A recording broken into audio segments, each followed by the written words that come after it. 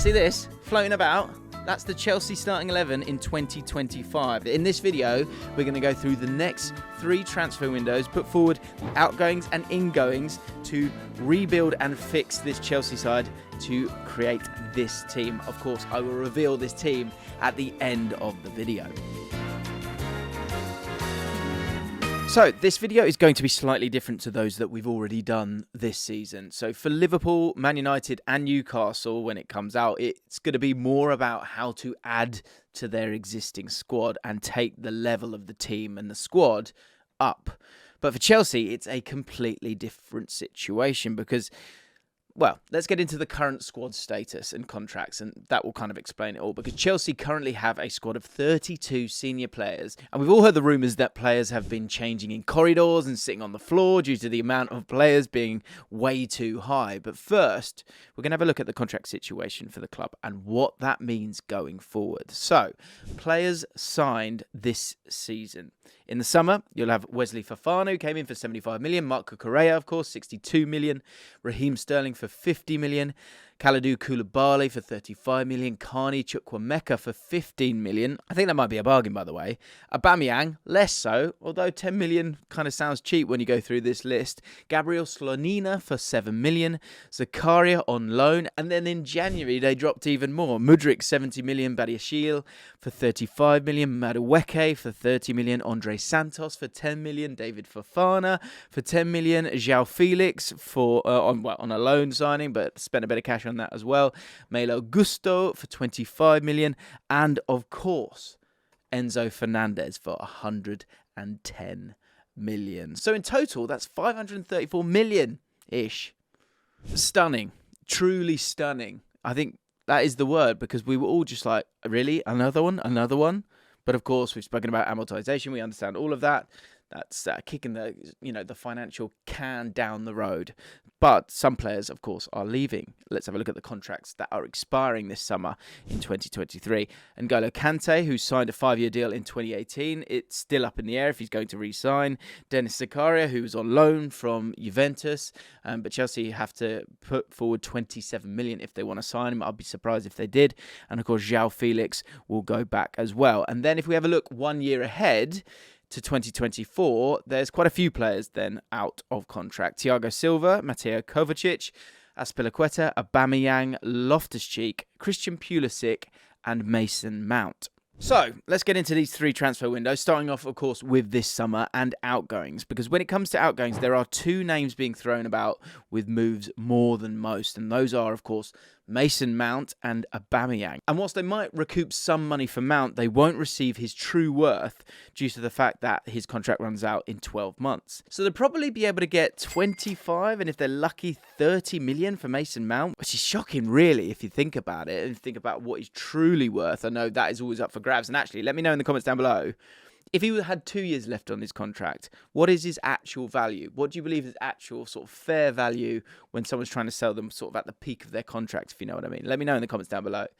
As for Aubameyang, they'll most likely allow him to go for free just to get rid of his wages, I think. Either way, not a great start for Chelsea in terms of adhering to the Premier League sustainability rules. So let's have a look at some other potential outgoings, because Chelsea need to get rid of a few players in the summer. And when it comes to who, it's a good question. It's hard to gauge who Chelsea's best players are this season due to the utter mess and the constant rotation of formations and players this season. And with different players being used almost every single week, it's hard to see who their crucial players are and who's surplus to requirements. But if we go off the basis that Pochettino will be the new manager, it kind of makes it easier. Another route Chelsea need to utilise is selling their Premier League proven players to other Premier League clubs, as they'll be able to maximise the fee whilst also not being short of suitors. At this point, it's about culling as much as possible when it comes to the squad and allowing the remaining players a chance to truly shine and feel valuable. So one option, Ruben Loftus-Cheek, similar to Mason Mount. He's also out of contract next year and will definitely have suitors within the Premier League. And with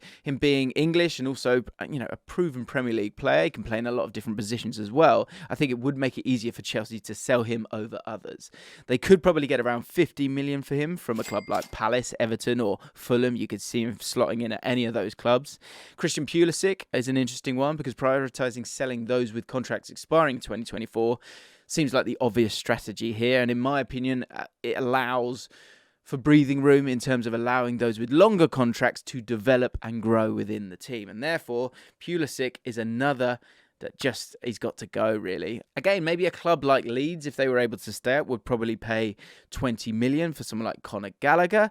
I know Gallagher has been good at times this season, but I think you have to be ruthless in Chelsea's case for the greater good. I know Lampard really likes Gallagher, but will Pochettino? Maybe. He might want that energy there. But Gallagher has a contract up until 2025 and could be a player that brings in a lot of money for Chelsea to help pay off the amortisation of 2022-23 spending. I think a Premier League club would pay 30, 40 million for him due to the English tax and the fact that he's 23. And again, a player who can play in a couple of different positions is Premier League proven, of course, as well. Hakim Ziyech, lastly, I think Hakim Ziyech needs to go for his own good, to be honest. He's a good player on his day, but really doesn't get the chance to show it at Chelsea, or hasn't done so far, in my opinion. His stock is still relatively high from his performances at the World Cup and could probably get a move abroad to a club like AC Milan or Atletico Madrid. He's also just turned 30, so it's a good time to sell him. He's also under contract until 2025 as well, so could be worth around 25 million. Romelu Lukaku, interesting one here. We put up a clip from the Ripple Effect. You can check out, of course, the whole podcast. It's on Spotify. But we're talking about the possible Serie A revival. And Nima from the Italian Football podcast was talking about Romelu Lukaku. And he was saying how there is absolutely no way that he will be at Inter next season. So he will be returning to Chelsea after that loan spell. And Lukaku is on roughly 200 grand a week at Chelsea. And shifting him off the wage bill it's important. Even if they don't secure a good fee for him, I think it's just one of those ones where you have to sort of take your medicine a little bit. A bit like Arsenal have done at different times for certain players. One club I think that could be interested is Everton, if they were to stay up. There's an affinity there between him and the club. And it's exactly the type of signing this Everton board would probably make. Would it work? I'm not totally sure. But I also think there's some fun to be had if you've got Sean Dyche, DCL, and Lukaku up top. If you wanted to play a 4-4-2, if you think of Chris Wood and Ashley Barnes, there might be something in there. Slightly different, of course, as well. But they do need that target man who can sort of rotate with Dominic Calvert-Lewin, or someone at least who can provide that size. So with these outgoings, plus Mount and Aubameyang, that would total 7 outgoings sold. But with Kante's contract expiring, as for the loans of Zakaria and Felix, it would total 10 outgoings for Chelsea, which would bring their squad down to around 22 players, which allows room for purchases. The JLA community has been battling it out in the last few weeks. Nearly 1,000 people are in my private league on So Rare, where you can have a chance to win Premier League tickets. If you're not part of it, then you're truly missing out, as it's so easy to get involved. All you need to do is create a 5-man team in an attempt to gain the most points and rise up the leaderboard. What I've loved most about this game is choosing players that you wouldn't usually think about in fantasy football, which adds a whole new aspect to the game. Ethan Pinnock is absolutely amazing in So Rare due to the game calculating stats like interceptions, duels, and accurate passes. I've added Robertson to my team alongside Pinnock, as well as Neto in goal, Matoma and Haaland. Recently, we gave away 3 pairs of VIP tickets to the Aston Villa Fulham game for people that were in my league, and the lads seem to enjoy themselves quite a bit, especially the Villa fans. You'll be playing for a chance to win Premier League tickets as well as in-game cards based on your performance in my league. You can join it by clicking the link in the description, where you can begin creating your team, or maybe you need to tweak your team if you're already in the league. Let's see if we can reach that 1,000 player milestone in my private league. Right, let's talk incomings then. So the main area for Chelsea to strengthen this summer is a striker, and with the current market, there aren't that many to choose from, to be honest. So they'll likely be spending quite a bit on whoever they get in. These are the options that I think are that they could realistically go for. Dusan Vlahovic, estimated cost 100 million, market value 70 million, let's say. Vlahovic is having a decent season so far, scoring 13 goals in all competitions, but his goal-scoring attempts haven't been helped by Max Allegri's defensive football. So in a more attacking team with maybe Poch in charge, I think he'd be getting 15+ goals for sure in the league, although, of course, you've always got the number 9 curse if he takes that shirt. Vlahovic is still only 23, and in him you have a physical poacher who can lead the line on his own, which works well with how many wingers that Chelsea have got. Another option, very different but Premier League proven, Aleksandar Mitrovic. He wouldn't have to move, would he, being a Fulham player? Estimated cost 35 million. Market value 26 million. I mean, Mitrovic is a cheap alternative to Vlahovic, who doesn't necessarily offer the same, but offers a similar output in terms of leading the line and being physical in the box. You know, people sort of screaming about losing Tammy Abraham or Giroud. Mitrovic is kind of in that same vein as that target man, and he's essentially Vlahovic without the finesse. But in Mitrovic, there is guaranteed Premier League goals. You saw it this year in a team that sort of creates.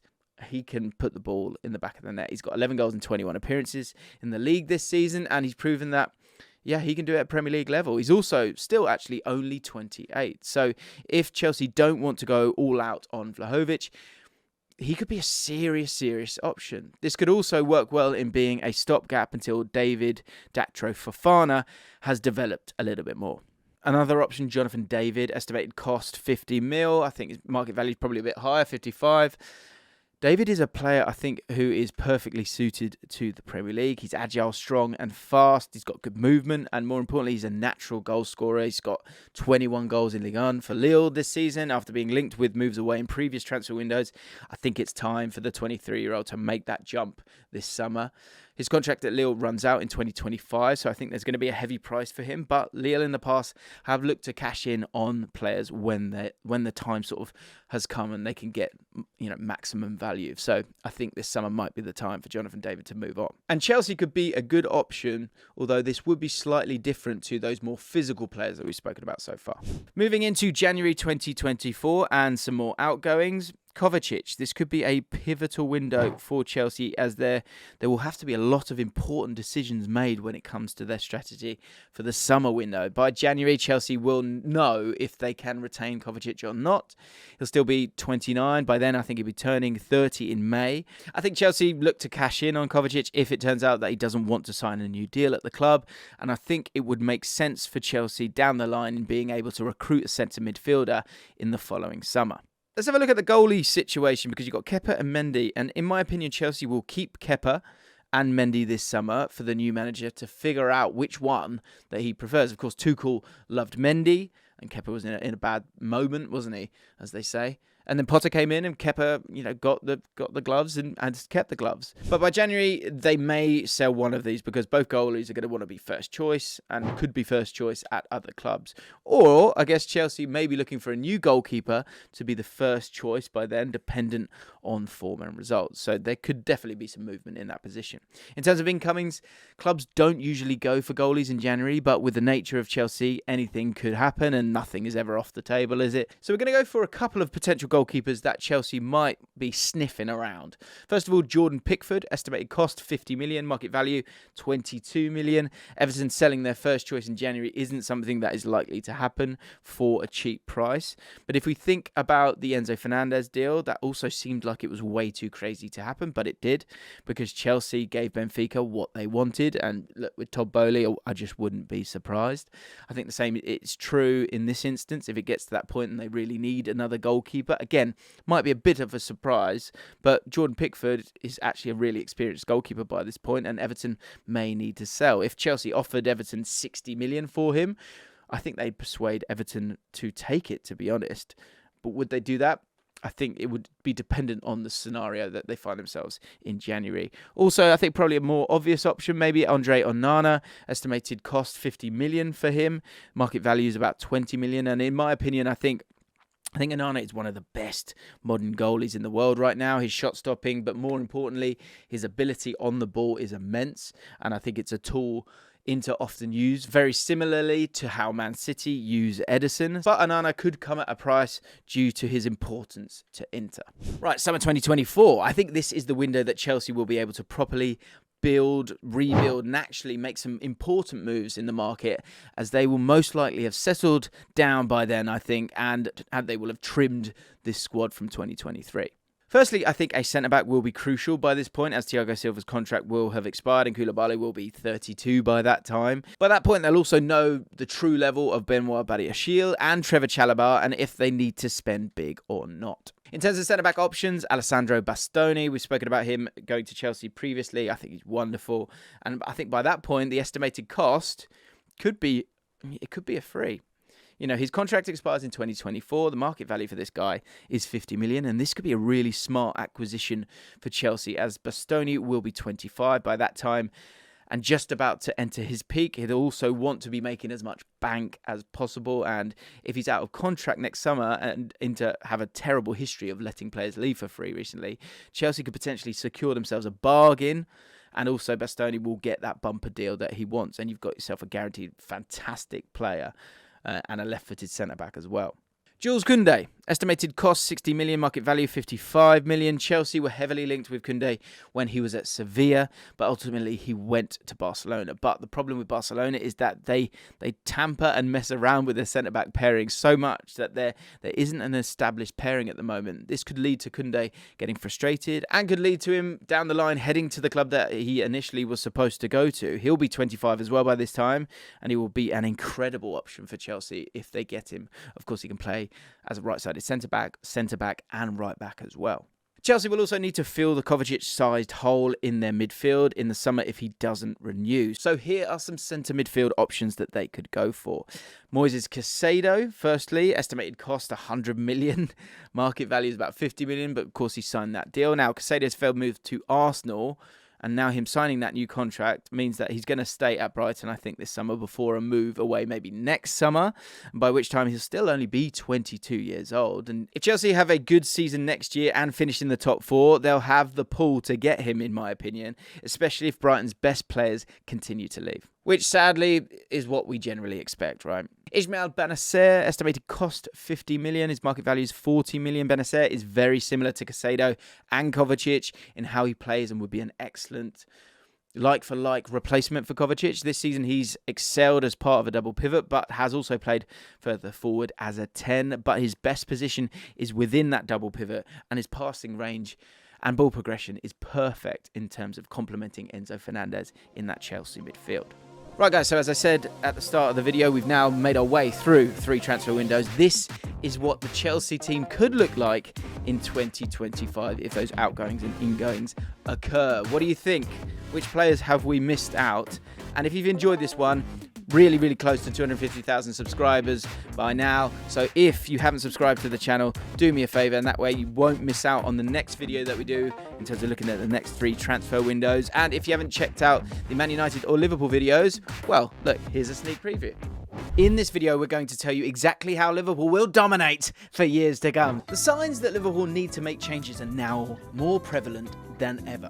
Trying to curb the effects of their age has been something Liverpool have definitely tried to do in the signings of Gakpo, Nunez and Diaz. But a new problem has occurred, and that is the midfield area and what Liverpool do after Virgil van Dijk.